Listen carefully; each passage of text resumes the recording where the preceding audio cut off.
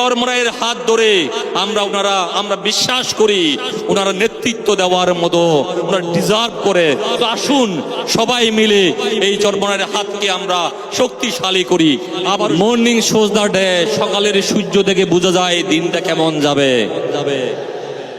নিশ্চয় আমরা আজকের এই মহাসমাবেশ থেকে নিশ্চয় একটা মেসেজ রিসিভ করতে পারি। মানুষ কি চায়? মানুষ পরিবর্তন চায়।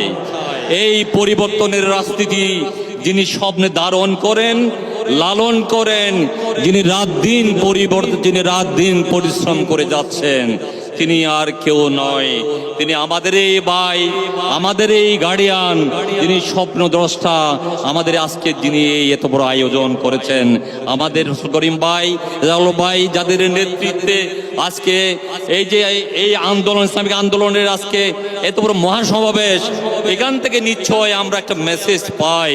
সুতরাং আমাদের একটা ভাই একটু আগে বলে গেছেন আজকে এই মহাসমাবেশ কেন, তিনটা জিনিসকে সামনে নিয়ে, সংস্কার, বিচার, পিয়ার।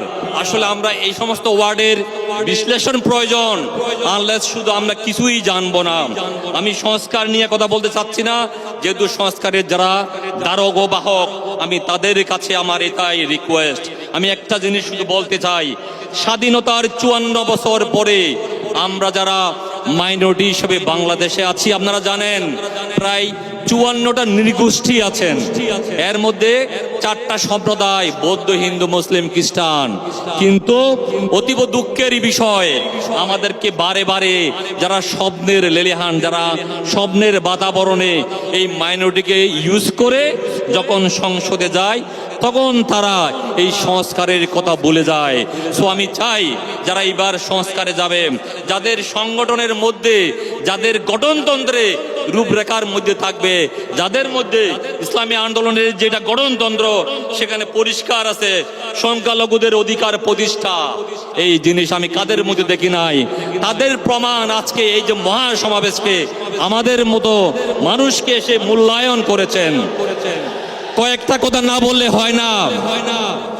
আমাদের আরেক ভাই যিনি ইসলামিক ফাউন্ডেশনে এখানে আছেন, মাদানী ভাই, আমাদের ঢাকা শহরে আজকে 54 বছর ধরে মানুষ যখন মারা যায় তখন তার শেষ ঠিকানা আপনারা, আমি আর একটা অনুষ্ঠানে বলছিলাম, কোথায়? সবার ঠিকানা একটাই, কুল্লু নাফসিন যায়েকাতুল মাউত।